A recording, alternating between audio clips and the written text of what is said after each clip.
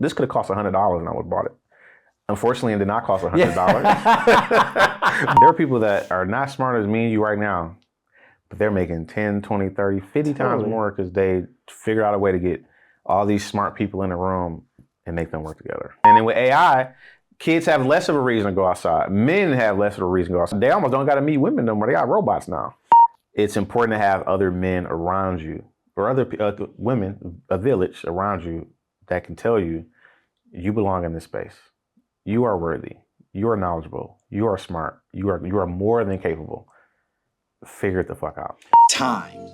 It's the one thing that none of us can buy back. But some men learn to honor it, to wear it, to collect it. Not as a symbol of wealth, but of awareness. Carlos Williams is one of those men. A passionate watch enthusiast whose appreciation for craftsmanship and culture earned him a feature in GQ. Highlighting a collector who sees timepieces not as trophies, but as stories. For Carlos, every watch represents something deeper: precision, patience, legacy. Because the watch doesn't just tell you the hour, it reminds you how you choose to spend the moments in between. In a world obsessed with speed, Carlos reminds us that true style and true mastery is timeless. Welcome to the Alpha Renaissance with Carlos Williams. Hey, my dog. Good seeing you, what's going on, man? For sure. Appreciate you having me on, man. I'm happy we are able to make this happen. I know, man. Genuinely happy to be here, bro. Yeah. This is a good day. I woke up looking forward and excited to talk to you today, man. So. I know. We've been going back and forth for quite a bit. Got introduced by a good friend, a mutual friend. Yeah, solid. And we have a lot of mutual interests. Yeah, and we got the same birthday. We had the same birthday. Which is crazy because normally you don't meet somebody with August 19th as their birthday. Yeah. You know what I'm saying? Mine's the day before, 18th. Oh, the 18th, my bad. But we were on different times when we were texting. Yeah, correct. Close enough. Close enough. We Leo brothers, so we get it. You know what I'm saying? Most of my life growing up, I've always had friends that had like we all had birthdays in the summer. Yeah. Whether they were Geminis or Cancers or Leos. Yeah. So I feel like you got a summer birthday, your energy is different. Yeah. You know what I'm saying? Like, and you appreciate when it's other people's birthday. Yes. And I feel like that's like a quality that we have, is that when it's not our birthday, we still enjoy it. Well, I have a very specific theory on this. Okay. It's because if your birthday is in August, especially the middle of August, you always had the odd birthday, right? You were the youngest in the class, most likely, right? Simultaneously, no one celebrated your birthday. Yeah. So all of your friends were out. It was summer break. They might not be back from whatever they had, camp, whatever, visiting family. Or getting ready for school. Yeah.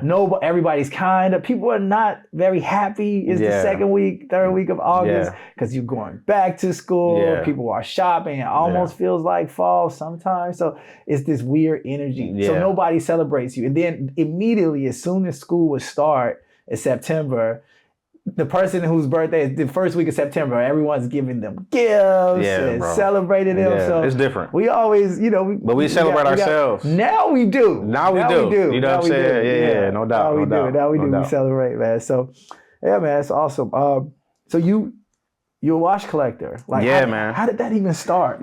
So I got into watches from my grandfather. Really? Yeah, man. My grandfather, Detroit, Michigan, 35 years, head of security, Fleetwood. And he just always had a love for watches. So I would always see him with a timepiece on.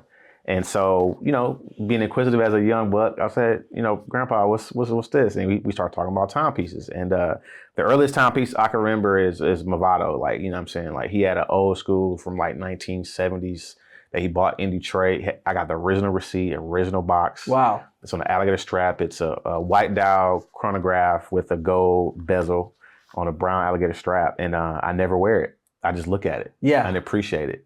And original receipt, original paperwork. And ever since then, it just, in my mind, I said, when I get to a certain place in life, there are certain watches and timepieces I know I'm going to have.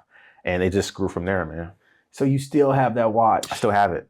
Yeah, wow. Still have it. So what's the significance of that watch to you then? That watch is just, it's just so meaningful because that's one of the last tangible things I have of my grandfather. He passed in 96 when I was 10.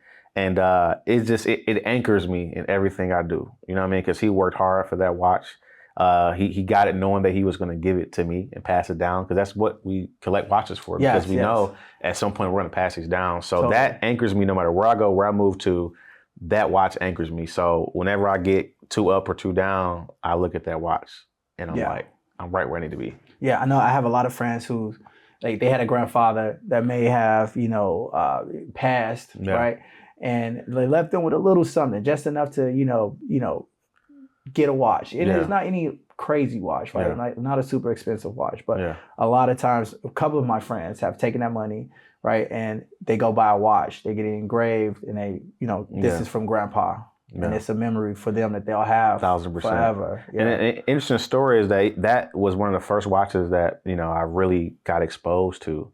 But it's, my grandmother passed in January. And so to your point, I was left with, some funds from that. And I knew what can I do to kind of commemorate my grandmother and kind of tie it in with my grandfather. And so some of that, the proceeds or whatnot that she left me, because she knew I love watches. So she knew, I want you to get another watch. Actually, the watch I have on right now, I purchased with that. So now I have 2 watches, 2 timepieces that commemorate and remember my grandfather and my grandmother. And they were married?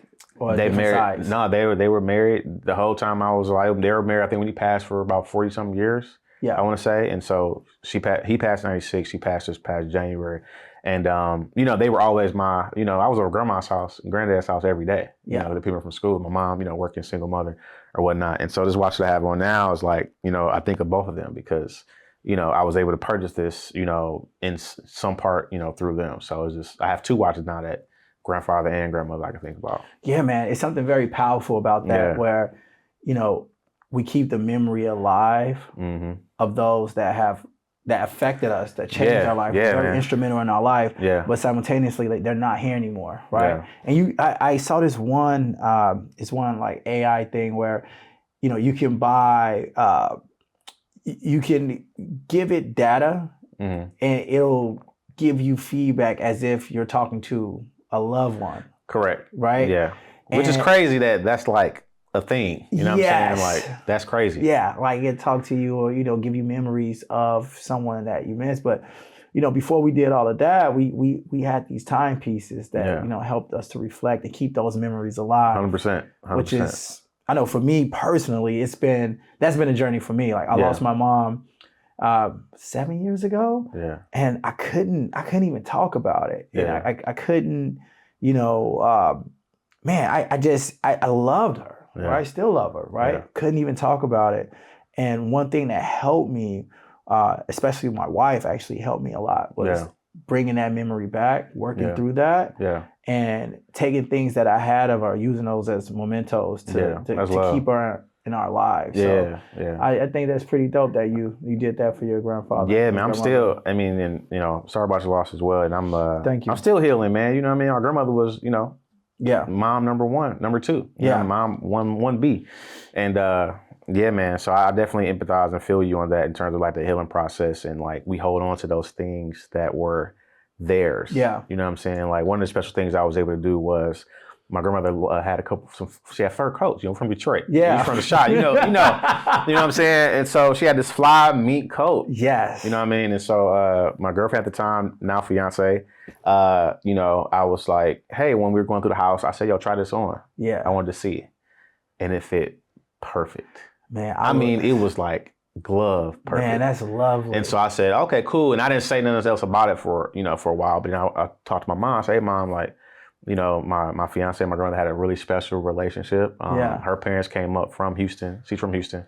They came up from Houston to visit, and they met my grandmother for Thanksgiving. She passed in January, so they met her like right before, but they were able to see her, still moving and grooving, still talking, healthy, you know what I mean? And so I was like, Mom, like, can I, how would you feel I give this mink coat to Ashley, my fiance? She was like, of course, because she had 3. So the one, she was like, yeah, give her one. Cool. So we were in Chicago, actually. Right before we went to Chicago, I was going to pick this up in Chicago. I said, hey, I got something for you. She didn't know I had got the coat from Detroit. Surprised her with the coat. She put it on. She loved it. And that next day, we went to Chicago, picked this up. She had the mink on. And it was just that memento, you know what I'm saying, that I know my grandmother would have loved her to have that. Yeah.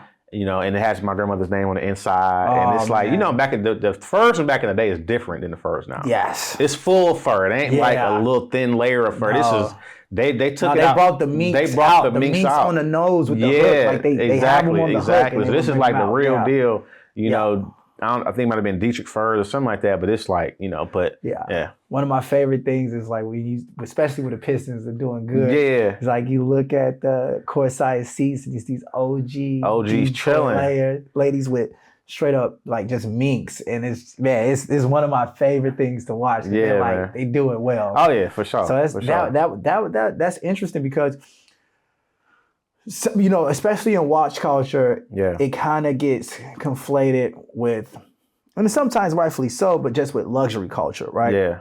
Where like, you know, you're making a statement about your status, right? But it sounds like for you, it's deeper than that. It's way deeper, right? Because like sure, it is a luxury item. Even the fur is a luxury item. Something that we don't need. Yeah, we don't at need. all. No, at all. For good reasons, especially if you're not in Detroit. No, right? But somehow we're still able to tie meaning and luxury 100%. Together to give us some understanding. Yeah, man, family too, man. Like every time I look at these watches, like I'm part of the watch community. I'm part of this community of people who are the opposite of, you know, this is just something I got on my wrist because it costs a lot of money. This is something that, you know, I bought when I graduated, or I bought when I got married, or, you know, I bought when I became a doctor. You know what I'm saying? Like you have these people who they're buying these timepieces to commemorate achievements and milestone timepieces. And so for me, every watch I have, I try to make it a milestone. Now you have the couple pieces in between where like, you know, I end up getting offered this and I got to say yes. And I really love this watch because it's on my list. But for the most part, if you see me with the watch on, there's a story behind it. Yeah. Like I'm not buying it because I just want to buy a Rolex or I want to buy AP or a Patek. I bought it because it meant something to me. So how do you make that decision, right? Like are all your watches, do they mean something to you? Most of them. It's like one or two where like it just happened to where I got a call and I'm gonna go pick it up. But for the most part, like they're all meant something in that moment in time when I bought it. Yeah. For sure. So say for example, how did you make the decision to get the first watch that you purchased? So first watch I purchased, I'll tell you exactly, first luxury watch I would say. Like that, you know, Rolex, I bought it in 2019. I was moving from Las Vegas to DC, you know, into consulting and things like tech consulting. And I always, you know, I'm from Detroit. So like one of the things you got to get is you got to get the Cartiers, the Yays. Yeah. And then you got to get a Rollie. Yeah. That's our trophy, as we would call it. And, you know, at the time I was still getting my financial footing, but I said, I think I could buy a Rolex now. Yeah. I bought a two-tone Datejust Jubilee 36 millimeter from like 2006. I got it from Bob's Watches out in Cali. Right. And so you got to fly out there? Or no, I had to mail it. You know, you buy it, they'll overnight it to you, insured everything. And I decided to get that watch because I had achieved a financial goal I was trying to get to. I want to make X amount of money. Right. And I got to that number, past that number. I said, it's time to get a Rolex, you know? And so that was like that change, that transition to going from, I would say, young and, you know, to an adult. Yeah, how old were you? Man, I was like, I had just turned 30, like 30, 31. Yeah, 30, that's when you start to feel. I feel like I was turning that corner. Yeah. Figuratively, like you know what I'm saying? An adult, but you start to actually feel like a man. 100%. You're like, 100%. Oh my God, look at myself in the mirror. Oh wow, I look like a man now. Yeah, like I'm doing something. Yeah, I'm you know not just like chronologically like a man. Like, yeah. I'm doing things. And I felt like that because, like you said, not at age, but because of how I was carrying myself, how I was taking care of business, how I was paying I was doing all these things for what my grandmother told me a man was supposed to be. Yeah. I finally got there. You know what I mean? I kind of started doing more mature things. I started taking care of my money. I started being a good steward of my money, being a good steward of my career. Yeah. More importantly, a good steward of my family. You know what I mean? How I was interacting with my mother, with my grandmother, with my cousin, with everybody, my dad. And so I bought this Rolex. It's just like, yo, I'm transitioning into this next phase of life. I need the Rollie to be on my wrist when I do it. Yeah. So I end up getting a Rolex. And for the first time I put it on, I was just like, you couldn't tell me anything. Yeah. I was like, I got a Rollie now. Now, hindsight, I was just getting started. You know what I mean? Like to be where I am now from a horology and a collecting enthusiast standpoint, then is just funny because now I look back like, you know, I probably wouldn't buy that watch again. Yeah. But for that to be the first Rolex, that'll always be like, you know, and since then that watch helped me get the next watch. And then I just went from there. So you say horology.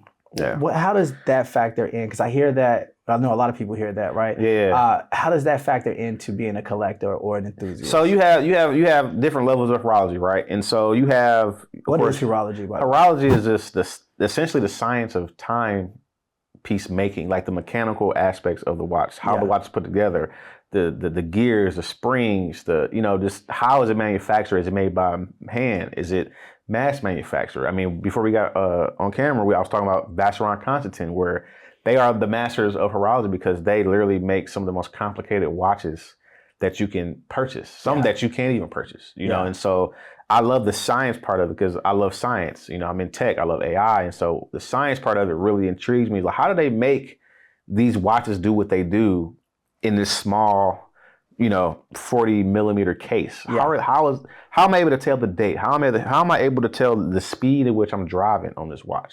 I think that's so interesting how they do that. Is that what you're paying for, right? Yeah. When you look at this, you're paying for a couple of things. But like all of the mechanical engineering, the intrigue that goes into that little case. Yeah. It's just amazing. You're paying for the craftsmanship.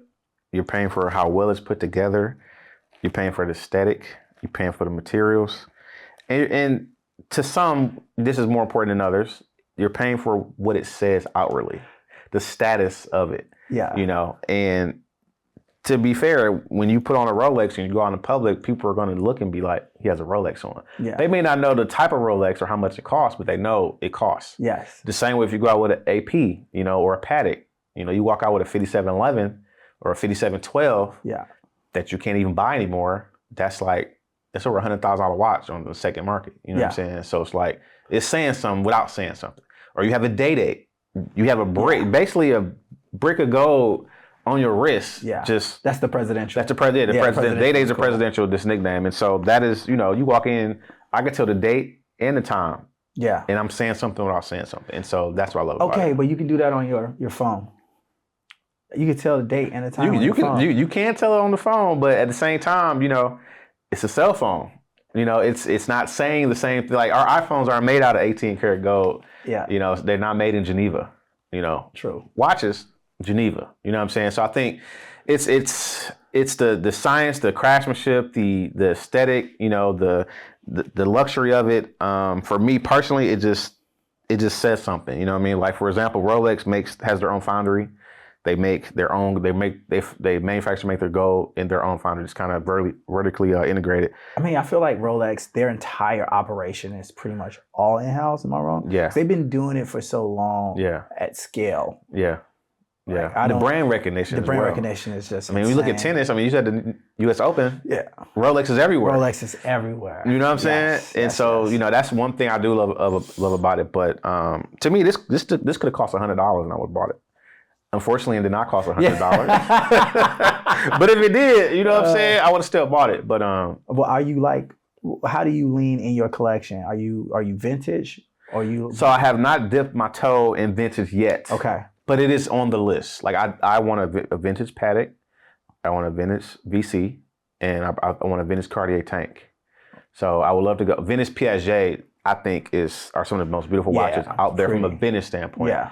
Vintage Piaget is beautiful. Vintage VC is beautiful. So I think you have so many options when you go to vintage. The only thing about vintage to me is that they're a little more delicate. Yeah. I like that I can put my Rolex on and I can just go do whatever. Yeah. Like travel, climb. I went snorkeling in a Submariner. In a Didn't even think about it. Yeah. And I was in the water for an hour.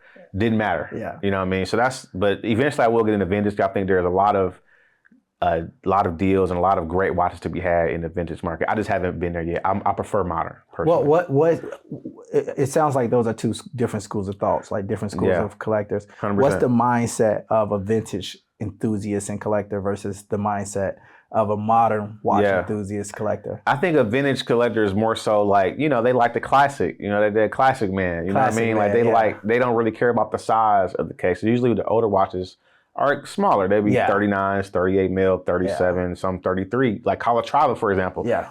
Patek Calatravas are beautiful watches, but they might come in 35, 30, but they look small now. Yeah, they look small. You know? I mean, I guess if it's vintage and it's vintage, it's supposed to look smart. Correct. That's okay. That's totally acceptable. Yeah, you wear it with a suit. Yes, you know what I mean, a blazer, exactly. and it's gonna fit under the cuff. Yes, it's all good. Versus the more modern, which I would argue that the young will lean more towards the younger enthusiasts and collectors, where we like the kind of 40 mil, 41, 42 mil watch, 39 to 42. I would say that's what I would wear personally. Yeah, I mean, I don't think you're supposed to wear less than 39. Even for me, is like I think it depends. It depends on the watch. For example, a 36 millimeter day date Prezi, I think will look fine because the yellow gold has so much presence. Yes, it'll look good. Like you would look at the 36 day right now. It would go with exactly what you got on. I think it depends on the watch. The lug, right? Exactly. Like, not just a bracelet. The bezel. The bracelet. You know what I'm saying? Yellow gold has a presence to it. You know what I'm saying? So I think in The Sopranos, he had on a 36. He did, which I always found kind of funny because I was like, he had this big tough guy, and he has like this 36, 37. But when you take it off and you feel the weight on the wrist, it's like, okay, I get it. Also, he's a classic man. Yeah, you know what I'm saying? So I think it depends. Now, I do think there's a world where you can have both. You can have modern watches and you have a couple of vintage pieces, but you have to keep in mind that those vintage pieces are a little more delicate than the more modern pieces, in my opinion. So so you just pretty much limited to what you can do with them. Yeah. Like I wouldn't go swimming in a watch from 80s or 90s. Yeah. I don't care who it is. Even a Rolex, I probably wouldn't do it. Yeah. It's kind of disrespectful. You would mess the watch up. Yeah. It probably won't be as, it's odds are it won't be as, waterproof as, say, a watch from yesterday would be. You know what I'm saying? Yeah. Interesting. Yeah. Is it, as a watch collector, right, how do you, because, man, it's just such a huge world. Yeah. Right? And there's so many caveats to it, right? Yeah. How do you, do you rank brands in your mind? Yes. Okay, of course you do, because that's why you're a luxury watch guy. But when does luxury start? That's a great question. You know what? I think luxury starts in, that's hard to tell because luxury means different things to different people. Yes. You know what I mean? Yeah. Because I love what I would consider entry level brands. I've had Bretlands before. My first exposure, I have 5 Movados. I love Casio. I love Grand Seiko. Yeah. Grand Seiko makes amazing watches. Tudor makes amazing watches. Tags is cool as well. So I think it really depends on what you want to convey. Yeah. You know what I mean? But from a practical standpoint, if I was to say, hey, what's an entry level luxury watch? I would say Cartier Santos, Tank, Submariner. I would go somewhere around that, and that doesn't even have to be a modern version of those. It could be something from the 90s, or you could buy 90s sub. When would vintage start? I don't know the exact year, but if I had to guess, vintage would probably start 90s and 80s, 90s, 80s and behind. I mean, because you got like neo vintage were probably back in the 2000s. Could be in 2025 now. You know what I mean? So crazy. Don't quote me on the years, but if I had to say vintage for me would be anything pre 90s. It's so crazy that vintage 80s. I was in it. Don't you remember the 90s? Man, the 90s might have been the greatest decade ever. Yeah, you know what I'm saying? It's funny because the younger generation, all of their stuff is about the 90s, more or less, right? And for us, it was about the 70s. We really like the 70s. We like the 80s a lot. Yeah. This Gen Z generation, they love the 90s, early 2000s. They're all about it. It's kind of crazy when you realize, I was alive. That was a long time ago. But it feels like yesterday. 35 years ago. Y2K was 25 years ago. And to answer your question, I just thought about it as you were talking. To me, vintage would probably start the year I was born and before.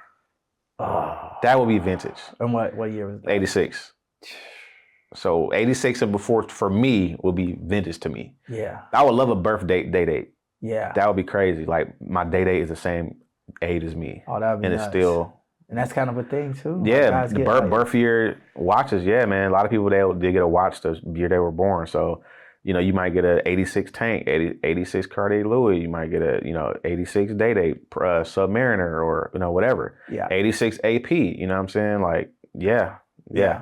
Where do you find this stuff? How do you go about finding these watches? There's different either websites. There's different places in New York, LA, Atlanta. I know because I'm in the community, so I know buyers and sellers. You know what I mean? Just off the top of my head, You got Grand Caliber in Dallas. You have Boz Watches in LA. You got Watch Your Wrist in Atlanta. Swiss Watch Expo in Atlanta. European Watch Club in Boston. Who else? And there's like certain people online I follow that are like individual people that sell watches. But Watch Bazaar, which I think is in Miami. So yeah, it's like different places you can buy and sell watches like online. But once you get into the community, you'll find that there's people individually that you can like buy from. The Wrist Watcher, I think he's in Northeast. He's cool. So some of these people I know, I'll text them and we'll go back and forth. And you buying a seller at that point. You know, Wackler Diamonds, you know, in Birmingham, Michigan, which is outside Detroit. You know, he has a great selection of timepieces and jewelry. So you got an engagement ring you want to buy, that. So, and you'll find like a lot of these different dealers, they are in communication with each other as well because they buy and deal with each other. Yeah, everybody's swapping around. Yeah, so once you get connected, you can kind of see like where I can get some of these the Daniel Davis vintage watches or vintage watch fam as well. Like a lot of vintage options if you want to go vintage. So the Keystone, like I'm on all these different websites. Like every day I have a tab open. Communities. I mean, I'm sure it's like all types. I'm hitting them up on social. Exactly. I'm assuming it's like 100%. And one of the things that I love about watches and timepieces, it brings people together. I'm part of Official CP Time, one of the original members, and it's a community of watch enthusiasts across globally. And we get together and we just connect, we network, and watches bring us together. And it doesn't matter if you have a $100 watch on or if you have a $100,000 watch on. It's very inclusive. Not only inclusive in terms of where you're from, where you're raised, what you do professionally, how much money you make, but it's inclusive in terms of the different type of watches you'll see, the different types of people you'll come in contact with. And that's really the number one thing about watches that I love is it brings people together. I'm so happy you brought that up because one of the things about so like again, like you can use your phone, right? Mm-hmm. You use many ways, time is everywhere, right? But having this analog machine on your wrist, right, is an ode to who you are. It gives you meaning, right? It gives you purpose. It reminds you of your family, right? Simultaneously, something that many men are affected by right now is loneliness, especially in the digital age. Man, it's rampant. Real. It is. You're a guy like, you're outgoing, you're social, right? You're cool, you got all these things going, like people want to be your friend. But that's not necessarily the case for a lot of 100%.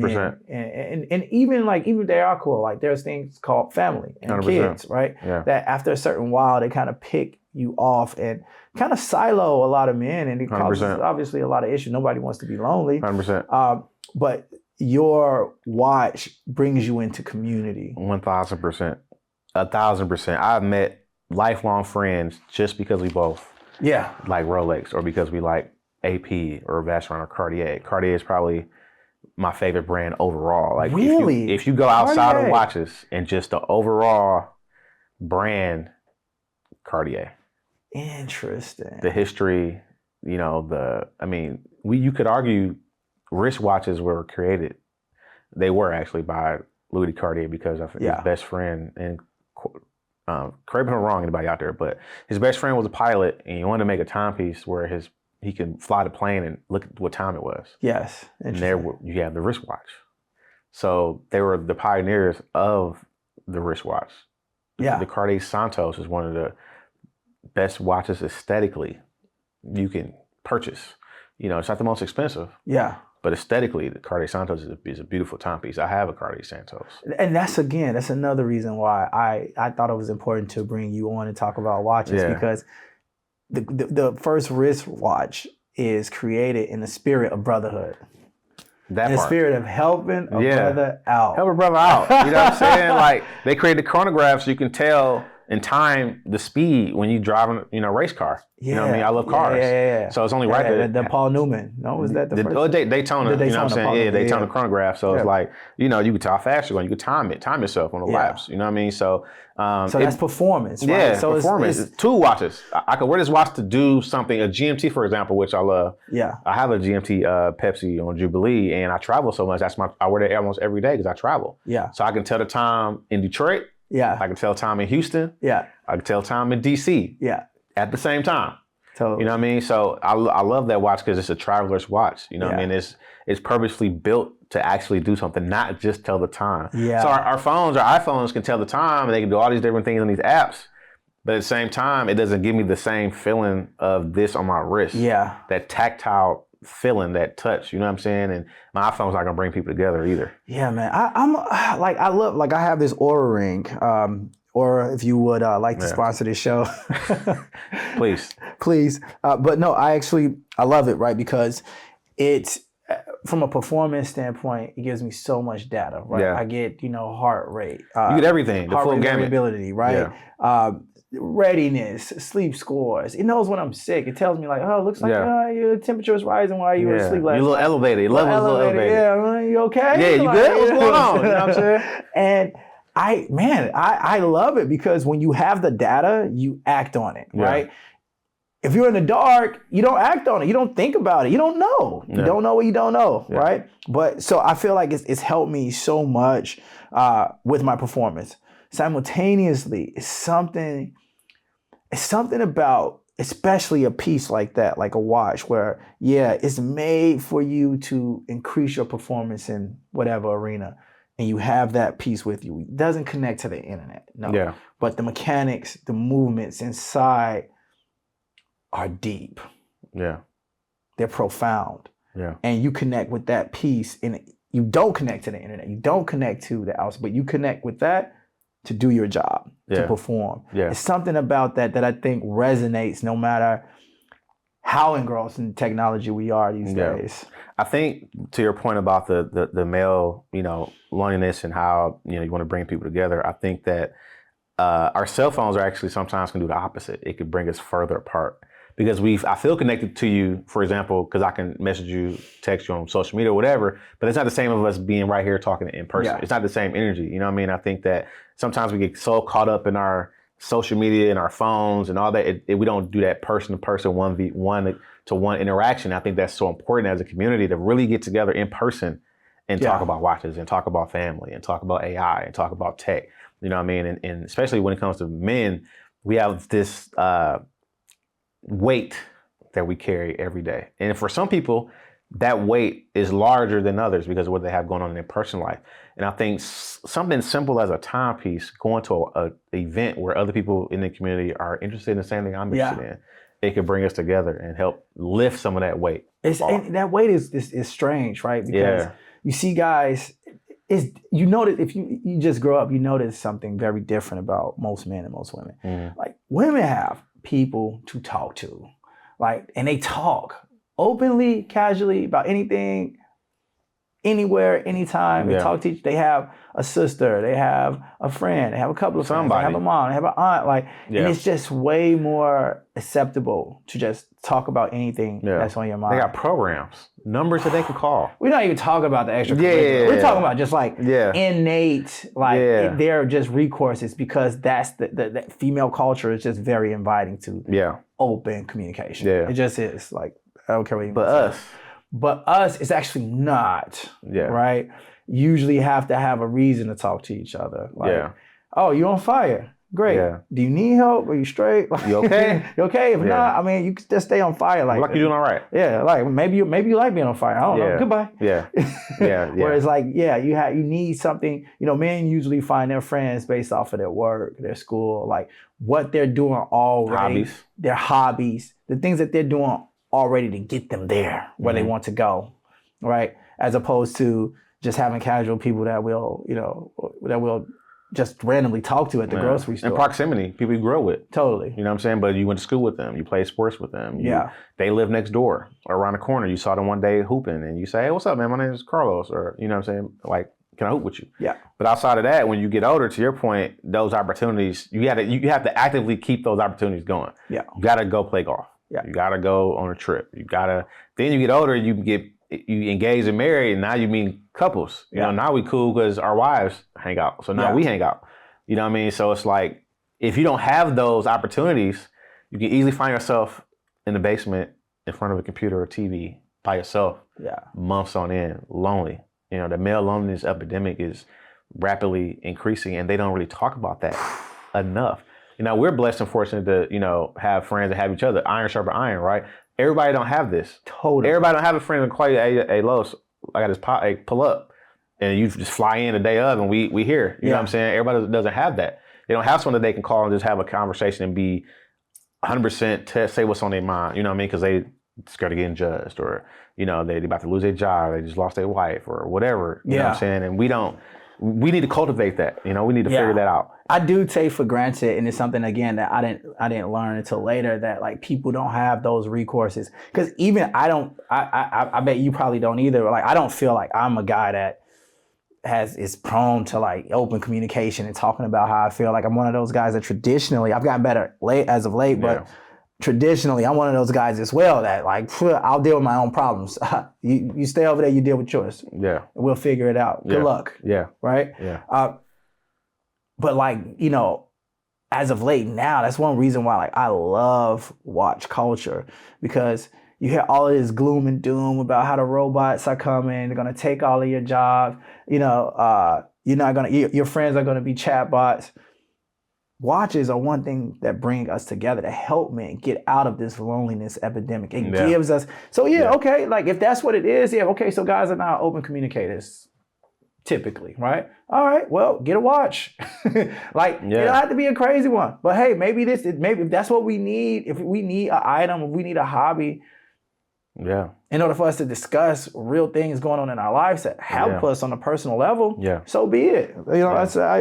I'm all for it. I got friends that I met in the watch community that when we talk, we don't even talk about watches anymore. We just talk about life. Some of them have had children recently, or have gotten married, or like myself, engaged, and like we talk about life. I appreciate it, man. Thank you. We just talk about other stuff. So I think that's just one thing we can do to, build that community and build those conversations. Shout out to Risk Check Pod as well, my boy Perry and Rashawn. Like a lot of times when I talk to them, it might take 10, 20, 30 minutes before we even start talking about watches. I'm just checking on them. How you doing? They checking on me like, hey, how you doing? And we congratulating each other on these different milestones, that we have. My boy Al, he was the founder of Official CB Time. I'm over his house chilling, kicking it. We're not even talking. We're just building that community. What I mean? I think that's so important. I think men in general got to find those avenues of building community within themselves and others, because it's so easy to get into life, going to work, making money, dealing with family and kids, to where you look up, you don't have no friends. You don't have any friends. And it's difficult. Like, I remember reading this one, it was like some article. But anyway, in the article, it was an older guy. He says, at a certain point, you can't make old friends anymore. Yeah. Isn't that crazy? That's crazy. You know what's crazy? It was online or a meme, and it says it'll show like a picture of like video games or TV or friends playing outside, and the caption will say, and this is so sad, it will say, little did we know it, but that was the last time that we all were going to be together. Yes, I've seen those. And I'm like, that is by far like the worst, saddest post somebody has ever posted in the history of posts. But it's true. It's true. There was a day where all the homies on the block, this is the last time we are all going to play basketball together. Yeah. Last time we're all going to play video games together. It'll never be all of us in the same place ever again. Yeah. And that day happened for all of us years ago. So now we got to find these ways to still connect with our people. And it is, I think it's possible to make new friends. It's difficult. What do you think is difficult about it for guys as adults, 30s, 40s years old, to make new friends? Life, man. Proximity. We all either engaged, married, kids, single. Those different groups overlap. But they don't overlap. Like I said, you got the single friend over here, you got the married friends over here, you got the in-between. The single friends and the married are not going to necessarily always overlap. No. It's a big dichotomy. It is, right? You know what I'm saying? Like, oh, but you got a girlfriend. Okay, cool. You come around. Or, you in a relationship, cool. But if you're the single friend, it's just you.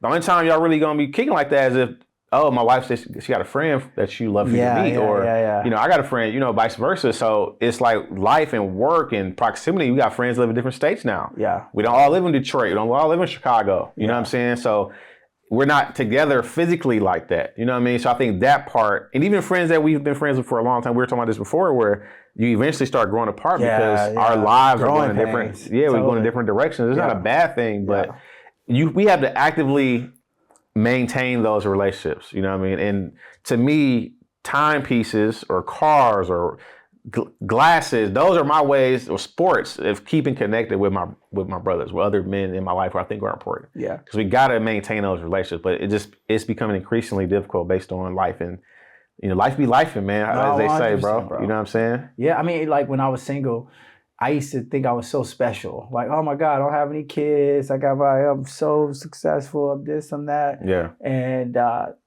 we all went through that. little did I know, most people are single. Yeah. It's easy to make friends. It's with a bunch less people that are married. It's less people Especially that less are people married. that look like us. And happily married. Correct. Like being around their partner, like being around their family, right? Yeah. So that adds a dynamic too, because if you like your family and we want to hang out, like, man, it's so much easier if I want to hang out with you if we have kids that are the same age. They can play together. Hopefully, we got the wives. Yeah, they get along. They get along. If they don't get along, it's gonna be hard. Oh my God, man, God, you can't even really hang out, all the time. Like, it's just so much easier because time is of the essence. So you want to spend time with your kids, you want to spend time with your wife, but you want to spend time with your friends, right? So everything just happens so fast. So like it's a little bit more complicated. Yeah. When you're a lot more it's hard, established. Man. Yeah, correct. Because first of all, the wives got to get along. If they don't get along, it's a wrap. Good luck. But it's also opposite. The wives are friends, and then you meet the husband, and it's like, bro, dog, come on, man. We don't have anything. Nothing in common. You're doing the most. We're doing the least. Or the least. And I'm like, bro, how did you even get her? Because you're terrible. Yeah. But you can't say that. You gotta. No, you can't. Because you sit across from them at a dinner table, and you're like, man, why did they put me by you? Man, why they put me down here? Like, my man's on there, I rock with him. Why we ain't down? Why you can't be friends with his wife?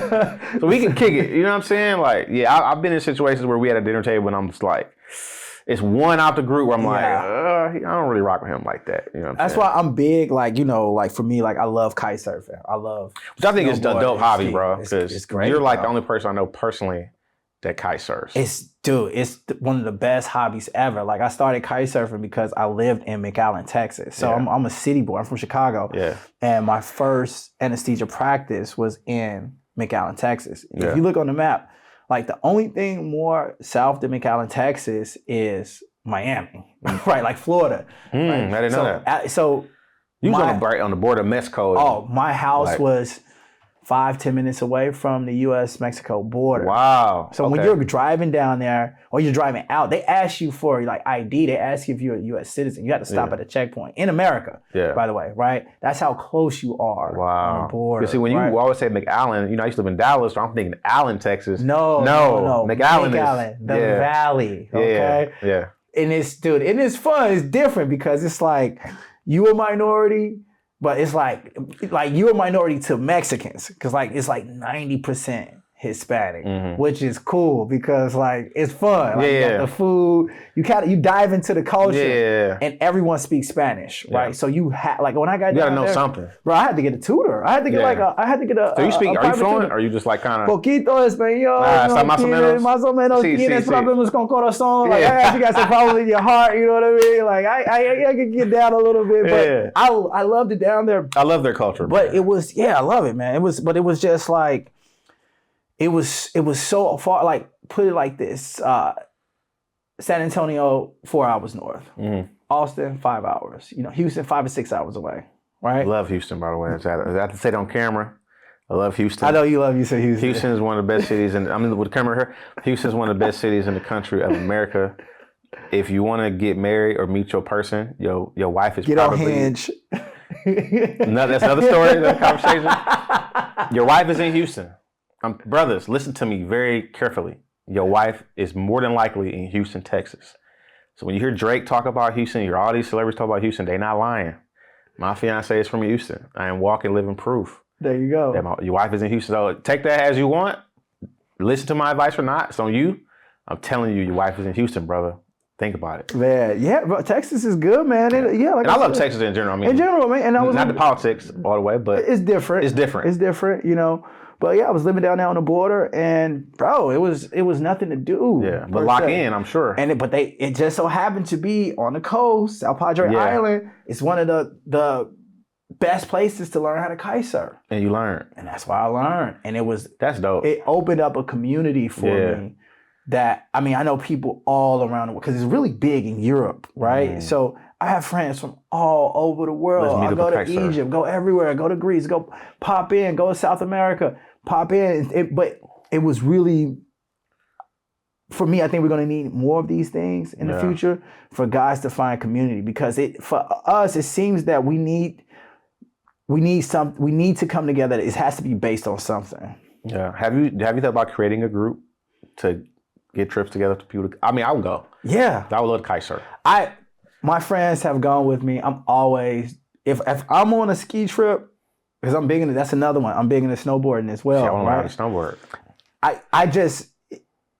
I love these activities because they bring people together. Yeah. Especially like it's perfect activity for like a guy trip. Man, yeah, we hang out, we have fun. And guess what? We learn a sport. We learn something that we keep with us, that regardless of whatever happens in the future, you always have that skill, so you can go anywhere in the world. And it allows you to experience a place in a totally different scenario, right? Like if you go, it's places in Brazil that I would have never even known about. Only reason I know and only reason I've been there is because they're kite surf meccas, right? Jericoacoara. You ever heard of that place? No, I have not. Exactly. It's in the northeastern part of Brazil. It's some of the best wind in the world. To kite surf. Greatest, best conditions in the world. Some of the coolest people I met in Brazil. Kite surfing. So I think, again, like how the world is changing, how isolation is increasing, as technology, the algorithms are contributing to this. Guys need more exploration and more adventure. Yeah. They need that's where we thrive. You need hobbies. Outside hobbies. Yes. We're from a time frame we was outside. You know what they say outside now? No, we were actually outside on the block. Yes. Playing in the neighborhood. Pick up, mess them up, baseball, football, basketball, tennis, you know what I'm saying? All of that. In one day. In one day, we playing multiple sports. Because you basically went outside. You didn't come back to the street lights. Street lights, right? You grew up in the city, like you couldn't come back to the street lights. You had to be back home. Yeah, you have to be. Yeah. First thing you might take a break, come back and eat. Yeah, and you back outside. Yeah. You did multiple things. Yeah. God knows what you were doing. You were all the way on the other side of they town. They said just be back, be safe. Just be back. And you better call. Call if you better go to your friend's house to get on. This is when we use house phones still. Yeah. You know, rotary phones. Yeah. You know what I mean? Like people's parents knew each other. Yeah. You know, you couldn't go over their house unless they met your homeboy's parents. Crazy. Now parents don't know where their kids at. Yeah. You know what I'm saying? And with AI, kids have less of a reason to go outside. Men have less of a reason to go outside. If I could do everything from ChatGPT or Claude or whatever AI program I'm using, you know what I'm saying? Like what I gotta go outside for. You know what I mean? They almost don't gotta meet women no more. They got robots now. Yeah, man. Which I think is like crazy. Because ain't nothing like a woman. Well, it's nothing like being rejected. Fair. You're not gonna get good at something unless you fail. There's nothing like being rejected by a woman. Zero. Because when AI can't teach you that, you can really want something, but it might not be for you. Yeah. Like a rejection. Yeah. That woman might not be for you. That job might not be for you. Might not be for you. You know what I'm saying? Yeah. And I think that interaction that men are not having in real people, in interpersonal connections, it's just going to further all this violence we have and all this bullshit going on in the world. Is because a lot of these men don't have friends. They don't have relationships. They don't have women in their life that could tell them, like, the right one would keep you on point. Yeah. In a way where you can receive it. Yeah. And if you don't have that, you don't have those other men that's iron sharpened iron, those guardrails, you get these headlines in the news of people just doing all types of stuff in the world. Yeah. Messed up stuff. You see that. I mean, like in mass shooters, drive-by shooters, like whatever you want to categorize these people who are doing these really heinous crimes. Evil. When you look at them, when you just after the headlines and after it leaves the news cycle, read up on these people. They're all isolated. Isolated, man. Huge isolation. I would say if I had to put a number, 90-95% were isolated. Isolated. Or alien, whatever you want to call it. Alienated from their family, isolated from society. All of the above. Incel, First of all, the day I figured out what an incel meant, I was like, that makes so much sense. Yeah. Like you're involuntary, like this is not by choice. And most men I didn't know this, but there are a lot of men who would never be with a woman. I think that is crazy. Dude, I really I actually have a couple of sex psychologists or sexology specialists that are going to come on the show. They don't like, this generation doesn't have sex. That's crazy. Like, it's sad. They don't like, it's the numbers are like a 30-year-old man. Some of them haven't the had average sex. 30-year-old man, regardless of race, they've only had maybe 1, 2, or no like partners. That's crazy. Yeah, I don't know the exact numbers, but I looked at them. If you read them, it's ridiculous. I just thought about me 18 to before I met my. It's not 1 or 2. Well, also, it was an analog world, right? We were analog. You had to be outside. You had to go talk to girls. You had to be. You had to talk, and then if you were in friend groups, that's what they did. That's what you guys did. You guys went to the mall. We went to the mall. We went to the movies. Yeah, went to the movies. You know, like you wanted to take a girl to the movies because you're like, oh, I saw that on a TV show. Like, you know what I mean? Facts. So like it was all these factors. Yeah, it's abysmal. Again, the isolation with video game culture. I mean, you pick it like they're just on the screen, bro. Twitch.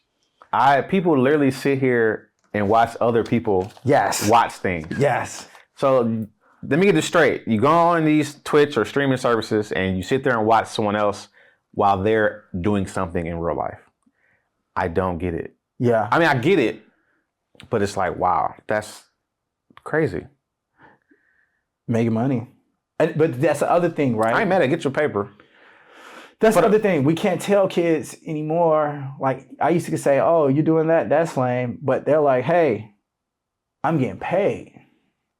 And they're millionaires. Iggy Azalea, the OnlyFans girls, they're getting paid. The Twitch guys, they're getting paid. So it's hard you can't really say like, well, you're not going to be successful. They're like, look at you. You went to school. Are you as successful as you want to be? But it's only like 10 of them, though. It's true. Yeah. You know what I'm saying? Like, if you think about the percentage of people really making money, it's like 0.1%. It is true. Whatever the percentage is, this is a very low percentage of people. And it's a very competitive space with a low bar of correct. entry. And most people are not making money off of these social media or whatever. You know what I'm saying? So it's like, you know, how can you, A, make the money, but B, still be involved in society? Yeah, man. I don't know. I really don't know. I think AI is going to continuously open, like that gap is going to widen. Yeah. Because now we're going to have a whole generation who in elementary school have AI. Yeah. We got AI as adults. Yeah. They got AI in 5th grade. Yeah. So you're going to have less interpersonal connections and more leveraging of AI. And I think that's a double-edged sword. I don't think that's necessarily a bad thing, but I also don't think it's a good thing. I think it depends on how it's leveraged. Because before I got here today, I was thinking of something in my head and it clicked. I said, there's going to be 2 parts of the world. There's going to be parts of the world who leverage AI, and there's going to be parts of the world who are dependent on AI. 100%. Yeah. 2 different trains of thought. Yeah. Yeah. One of those people, I mean, it's going to sound harsh, but like one of those groups are called homeless people and the other ones are called entrepreneurs. Yeah. In the sense of, I do believe that there are going to be a class of people that are literally going to just be subservient to those that understand and know how to manipulate artificial 1,000%. It's going on right now. Yes, happening. Like, you're going to be eliminated because somebody else knew how to use the technology more than you, regardless of your skill. Your skill is redundant. It can be automated. I have debates about this all the time that I think AI is going to create jobs and it's going to eliminate jobs. But I do think AI is going to create more jobs than it takes away. Because you got to think, because AI is growing so exponentially, there's going to be exponentially more opportunities to leverage AI in different ways that we haven't thought of before. Versus people who aren't able to leverage AI, there's only going to be a finite amount of people who don't know how to use AI. Because we're going to reach a threshold to where AI is going to be like the cell phone. Yeah. You know, .com. We had it was .com. Yeah. It was a cell phone. AI. Yeah. So now I'm like, well, what is the next thing after AI? Are we talking personal AI chips? Yeah. That you can. The Neuralink. The Neuralink. Where like we're actually just. You think it, and it talks to you. Synergistically making a union with AI. Like your conscience is AI. Yeah. You know what I'm saying? But then that gets to the religious part of it and what you think the conscience actually is, and you know, religion and whole other conversation. But I think AI is. I want to make sure I can leverage AI to the max. Yeah. Because the next gold rush or the next money to be made is in AI. Totally. And leveraging AI to do everyday things better. Like use it as a force multiplier on the skills you already have. Yeah. If you are a good writer, AI should make you and help you get to excellent. Yes. If you can put together a script, AI should help you do it better. You know what I mean? Whatever you're doing, me as a business operations manager, working for a top 5 tech company globally, AI, I leverage AI, and we have an internal tool that I use every day. Yeah. I need to create an email. I could type in what I need to do, type in a persona, and it gives me the email exactly how I want it. And the winner of that situation is the end user, obviously, but it's the person that saw that this was something that, because the problem is people that are working don't have time, or they feel as though they don't have time. Mm-hmm. Whereas someone created that proprietary software that you guys use to do all of the tasks that are in your industry that are necessary. Yeah. In any given day. Mm-hmm. Yeah. Yeah, man. And the people who are creating these things are not necessarily smarter than you. They just learn how to do something and they execute it. Yeah. Follow through. You know what I mean? There are people that are not smart as me and you right now, but they're making 10, 20, 30, 50 times more because they figured out a way to get all these smart people in a room and make them work together. Totally. And they hire people that were smarter than them. Yeah. You know what I'm saying? They weren't like, oh, I'm the smartest person around. I don't never want to be the smartest person in the room. No, then I don't want to be the richest person in the room. You know what I'm saying? I would like to be in the mix. You know what I'm saying? But I don't want to be big fish, small pond. You know what I'm saying? And I think it's important for young men to venture out from their hometowns. You being from Chicago, I'm from Detroit, we lived in different places and we experienced different things, different people. And I think that was like a value add. Always go home. I can go home tomorrow. Home is always going to be home. And they're going to love me because they know I'm Detroit through and through. Like, I didn't have a bus on today, but when you hear me talk, I'm Detroit. You know what I'm saying? Totally. But my parents also told me to go out and meet people from different places. You know what I'm saying? It's identity is so tricky, right? I think particularly in this country because people feel they're excited, they're proud of it, but also it can be so limiting, right? As if you leave Detroit, you leave Chicago, right? You leave these places that all of a sudden you're not going to be true to it. Well, guess what? The world is bigger than wherever you're from. It's bigger than America. It's bigger than your country. An issue with that we have, our country is so rich. It's difficult to see that, but it's still it's still just another place in the world, right? It's still so many ways and so many perspectives to have on the world. And if you choose to stay there, I remember growing up, man, people would go to school for like a semester and then come back to Chicago and they would be done. And I would be like, how did you you didn't survive school, you didn't finish it, like how did you get kicked out the army? Like what happened?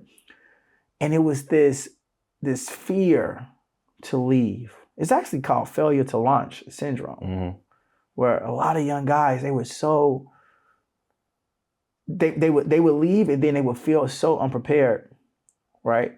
So afraid of actually going further that they would just come back to the neighborhood, right? My philosophy was, listen, man, everybody's going to be okay. Once I leave, nobody, if something, God forbid, if something was to happen to me and I died, guess what? Life would just go on. Mm-hmm. So I'm going to stay the course, right? I'm going to go to wherever. I'm going to go to school. I'm going to go to the army.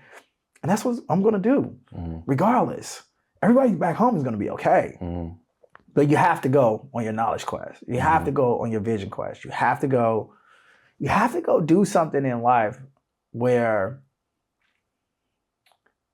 it forces you to independence. No, it forces you to, like, you have to complete like that knowledge quest. You have to do it. You have to do it.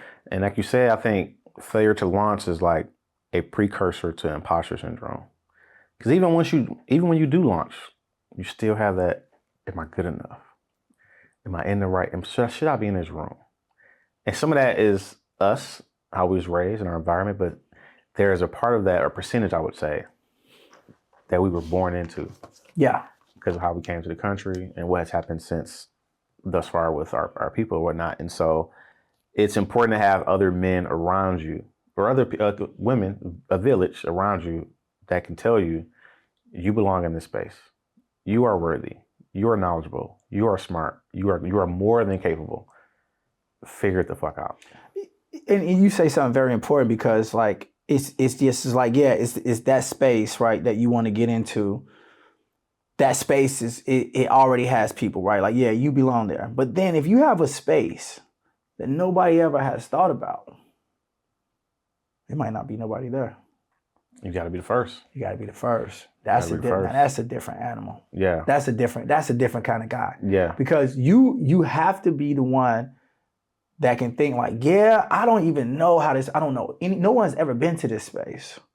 I'm going to be the first one to go to this space. And it doesn't matter. Mm-hmm. It doesn't matter who, if people like that look like me has ever been there or not. It doesn't matter. I'm going to be there. It don't matter. Yeah. That's a killer. Yeah. That's a killer. And that's the mentality you got to have, where sometimes we are going to be the first. Yeah. I was the first in my family to go to college. Yeah. You know what I'm saying? Or to finish college, I would say. And, you know, I didn't know which way was up on campus. And I mean, I almost got kicked out. Like you said, my first semester, I almost was that person. Yeah, that guy. I got to school with my nose wide open. I was doing the most. Yeah. And I had to figure out, you know what I'm saying? Like, I got to figure this out. I can't go back to Detroit empty-handed. No, you can't. I never wanted to go back to Chicago. It was nothing to go back to for me. Like, it was just. You didn't have it. It wasn't no plan B. We were so ridiculously poor. We were poor. Like, even other poor people in Inglewood had Jordans. Even other poor people, like, we didn't even have that. We were very poor. So it was, I felt as though my back was against the wall. Yeah. And I also felt like, yeah, it's America. Yeah. Like, anything is possible. Yeah. You can do it. You get people that come over here with less. Dude, and they can't even speak the language. Don't even know the language.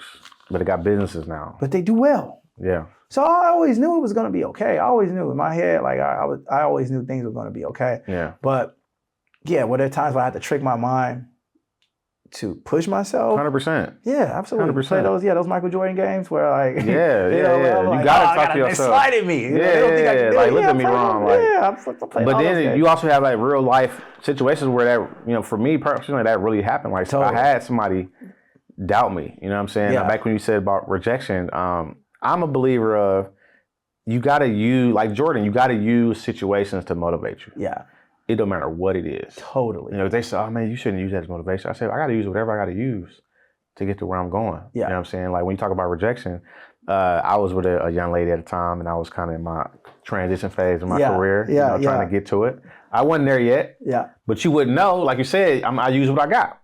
And long story short, she in so many words basically said I wasn't where she would have wanted me to be, or she wanted her partner to be, you know what I mean, in so many words. And so, you know, at the time, it stung, you know what I'm saying? But I used it as fuel. Yeah. Because I was like, I would never be in a situation where a woman anybody could make me feel like I'm either less than, or that I don't have enough, or that I'm not enough, in whatever way for a fashion form. And I use that as fuel, bro. I said, you know what? All right, bet. You know what I mean? Because I had a vision. And I'm going to get here. I might not be here right now, but tomorrow, I'm getting there. Yeah. And so that person, that version that I wanted to be, I am now. I said, I'm going to have this. I'm going to have that. I'm going to have the resources to do X, Y, Z. And nobody's going to ever be able to say, I'm not enough, you know, especially a woman. Yeah. You know what I'm saying? And so, you know, there was a time where I used that as fuel. I don't use that as fuel anymore. I don't have to. But there was a time directly after that where I said, well, when you're dating and you're at that age, and man, just that's a huge part of your equation in life. You're interacting with women that you looking at as future wives, future partners, mothers of our kids, mothers of your kids. So it is they shape you. We shape each other. Yeah, we shape each other, man. Yeah. It's like. Again, like going back to the point of how important it is to be able to have a conversation like this. Yeah. It's all because of watches. That's it, man. Like, you know what I'm saying? And then also we having mutual friends who also recognize, like, oh, I got a friend that's into this. I got a friend that's into that. Yeah. I think they'll be, you know what I'm saying? Like, Charles connected us and was like, yeah. And I think that's also a powerful tool as well when you have friends who know you and they like, yo, like, I think my homie, y'all will get along, like y'all will rock with each other. And then, you know what I'm saying? So I think it's so important to have other men in your village and your tool belt that can be like, yo, like connecting people as well. You know what I'm saying? I think that's so important because he's into art. You kite, like, I don't know nobody that kite surf, but now I do. You know what I'm saying? Now, in the next year or two, I'm pretty confident I'm going to kite surf at some point. Yeah, go kite surf with me. That's what I'm saying. Yeah. You know what I mean? And now it's going to be some people watching this said, I want to kite surf too. Yeah. How can I kite surf? Yeah. You know what I'm saying? And I think that exposure, like traveling, like you were just out of country, I was out of country, seeing these different places that I've read about. Yeah. And I finally go. Yeah. And I experienced the culture, I experienced the food, I experienced the energy. Like in Paris, for example, like I've heard so many stories. We all have Paris. Yeah. The Eiffel Tower, the City of Love, all this. I got engaged in Paris. Yeah. I never in a million years thought I would get engaged in Paris. Paris, bro. Yeah. Not Miami. Yeah. Not LA. Not Miami. Not in Houston. Not in New York. Not in Detroit or Chicago. In Paris, bro. You know what I'm saying? At one of the best hotels in the world. Yeah. You know what I mean? I think that exposure for people is so important. Like, leave where you are, experience different things, talk to different people, do different things. You know what I mean? Like, get out of your comfort zone. Like, that comfort zone is the most dangerous place to be, personally and professionally, because I think you can get to a certain amount of money professionally where you get comfortable and you like, I'm good. I can buy this Rolex. I can buy this car. I can get this first class ticket. But there's another levels. Oh, it is above that. And that happens often too, where you kind of, you work very hard early in your career, right? You get to a point where like, wow, you actually, in life, you're going to get what you want. I'm going to get to it. Yeah, I think if you just have to know how to ask the universe.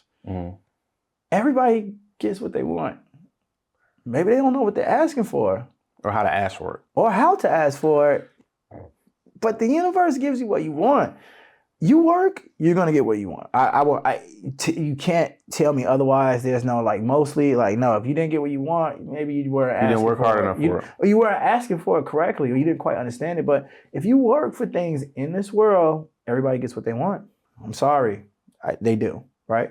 So when you get what you want, you get to this point where you kind of rest on your laurels sometime, where you're like, I have a cushy life. I have the car, the house, or whatever that I want.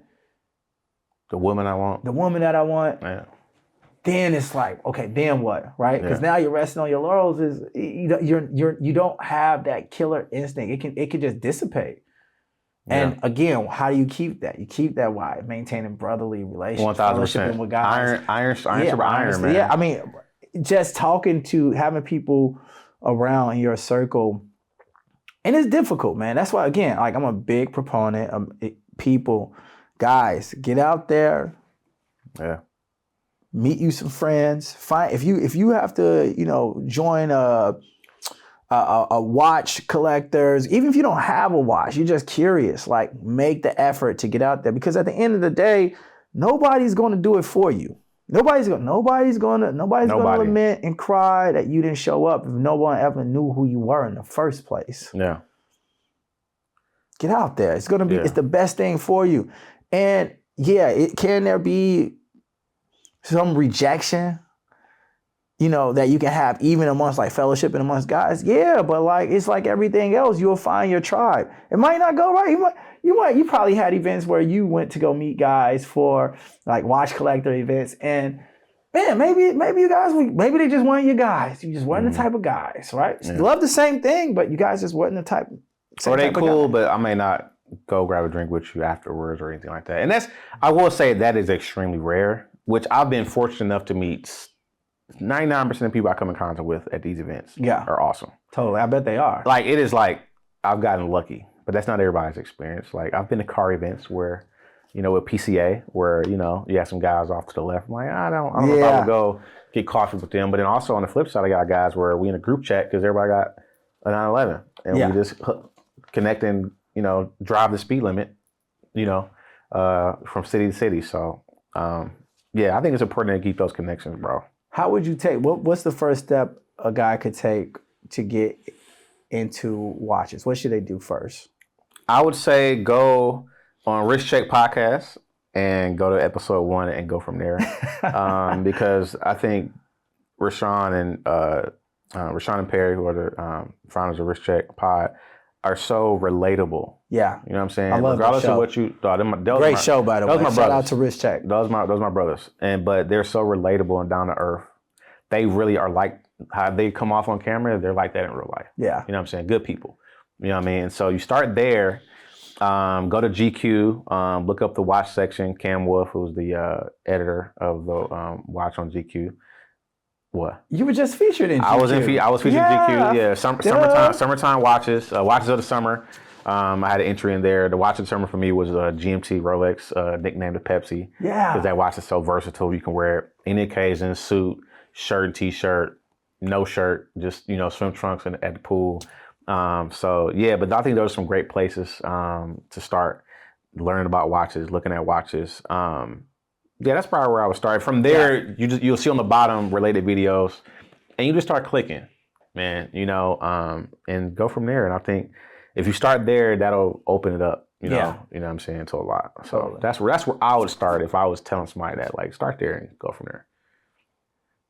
Carlos, man, my dog, this was good. Yeah, like man. It's still so many things I want to ask. We could just talk forever. You know what I'm saying? About this life in general. You know what I mean? Like, I had so many other talking points that I wanted to share with you, but like we're running out of time. But we're gonna have to do this again. Of course, bro. Yeah, say less, man. This was good, man. Yeah, and then we'll do it in different cities. We'll do Chicago. Come down to Austin. I come to Austin. Exactly. I'll pull up. Austin. I'll pull up. Yeah, for sure. We get. I know the house going crazy. Yeah, it's busy. Yeah, busy situation. Because you're doing some renovation, remodeling, additions. Yeah, fun. But it's fun though. Yeah, it's fun. Yeah. But it's part of life. It's adulting at its finest. Again, you just have to increase your capacity. Yeah. For things, right? And sometimes in life as men, like there are multiple things happening at once, and a lot of things. You just have to get better with your time. Yeah, time management, fellas. Time management is so important. Yeah, do the things that are important to you. It's really important for us to get this house exactly how we want it. Yeah, really important to do this podcast because I think it's going to save a lot of people. Yeah, it's going to save a lot of men. It's going to save a lot of women. It's going to help people understand AI, and hopefully we have just a more cohesive relation with it in the future. I believe all those things are going to happen. And don't do things that aren't important. Yeah. If it's not important, just don't do it. You shouldn't be doing it. Yeah. And if it is important, you might end up doing multiple things. Yeah. With your time that are important to you. I think you got to focus on things that are like, if you read the book, Subtle Art of Not Giving a Fuck by Mark Manson. Yes. I read multiple times. And him and some other people said it, but he said it, he's the first person I read said it. He says, if it's not a hell yes to do something, anything, it's a no. Yeah. So it has to be something that you really want to do. Yeah. It could be somewhere you want to go, somebody you want to hang out with, a book you want to read, a watch you want to buy, a car you want to drive, a flight, wherever. If it's not a hell yes, it's a no. It's a no. Because we're at the point now where it's like, we're trying to get to it. We 40, you just turned 40. I'm 41. 41. I'll be 40 next year. Yeah. I don't got time to do stuff I kind of want to do. I got time to do stuff I really want to do. I don't really want to be around you. I don't want to really be around it.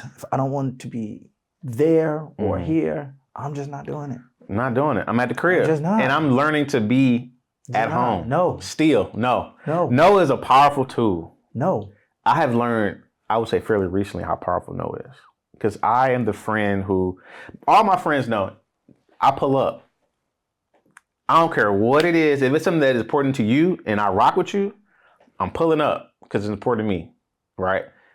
When I was in 2017, I was a groomsman in 5 weddings in the same year. I'm gonna be a groomsman on Sunday coming up a week from now. This will be I'll be a groomsman 11 times. Nice. Best man once. You beat me. I was just best man last weekend, right? I've been best man 4 times in life. And again, this was something like I didn't think about it much. But again, like something that my wife helped me realize was like, you pull up. Pull up. You show up. You show up. That is energy. Energy. It is so important as we get older to show up for people. Yeah. But it comes to a point too that you have to be judicious with your time. Very, very. You got to be judicious. Very. Like you start to say, and I noticed when I started to say no more, I stopped pulling up. Not mean I don't support you, but just a little bit more selective to what I am going to pull up to. Mm-hmm. Right. And I have a lot more time for other things that are really important because you get to a point, those 30s and 40s come, you get to a point where you become a bit psychotic about your time. At least you should, become a bit psychotic about it. Because we have less time. Because we had pre-40, then we do post-40. Hopefully we all get... quality of time. The quality of time. I want us to all get to 100, but that's not realistic, especially for Black men in America. You know what I'm saying? So I think it's important to spend that time with people we love and care about as much as possible. There are going to be some people you love and care about that you spend less time with. There are going to be some people that come into your life and you spend more time with, because life is seasons. You got some people who are going to be there, like basketball. You got some players that's going to be with the team the entire season. Yeah. And the playoffs and the championship. You got some players that's going to get cut, it's going to get injured, and just go to another team. All that type of stuff, right? And so I think it's important to keep those people who are close. That's a call, a FaceTime, especially for your brothers and your male friends, because all of us got families. Yeah. Most of us are engaged or married, kids, whatever. My best friend, my goddaughter, his daughter, you know, he's coaching their basketball games now, and he's playing hooping once, twice a week. So he's super busy and in grad school doing all these amazing things at the same time. And so I think it's important to stay connected. I'm like, yo, let me call. Let me make sure I'm answering, because you never know what your brother going through. Yeah. That he might not tell you about, but he just needs you to pick up the phone. Yeah. He may not talk about what's going on, but just the sheer fact that you answered the phone. Yeah. You answered the FaceTime, or you FaceTime and called them matters. You know what I'm saying? We have brothers who are going through these things that they may never talk to us about. Yeah. But it could be them going through stuff with their fathers. I have one of my close friends the last couple of years had went through some things with his father, and that affected him in a way where he may not fully talk about to me, but knowing him for 20, 30 years, I peep, and I said, let me make sure I show up. Yeah. And make sure I pull up. I had a friend recently lost his father. He was close. He was very, very close to his father. Yeah. I might have met his father maybe a handful of times over the course of our life, or whatnot. But I knew he was a good man, because I'm looking at my brother. You know what I'm saying? And so I was in Detroit the weekend before for a wedding. Had to go back for his father's funeral the very next week, but I could only go for a day because we were moving. That weekend from Houston to DC. And I said, you know what? I gotta go. I gotta go support my brother, because this is showing up. Showing up is not just showing up when it's easy. It's showing up when it's not convenient, when it's hard, when it costs money. But you show up anyway, because the fact that me showing up for him meant more to me than the amount of the ticket, the amount of the hotel, and the time it took for me to get to Detroit. You know what I mean? So everybody out there, show up. Show up for yourself and show up for your people. That'll be what I would leave them with. Like, just show up. Wise words, man. Yeah, man. Where can people find you? Man, social media, watch Carlos Williams on Instagram, LinkedIn, Carlos Williams with a K. Make sure you spell it right, please. And man, I'm available. You might want to hit me up and just have a conversation. Like, I'm all for it, especially about AI and tech. AI and tech, cars, I'm all for it. Our next conversation, we got to talk about cars. We need to do cars, You have a very nice vehicle, and I would love to talk about that. And I love cars. And you love art. You love all that. We got to talk about that, though. So next time. My dog, appreciate you having me on, man. This is great, man. We got to do this again. Absolutely. For sure.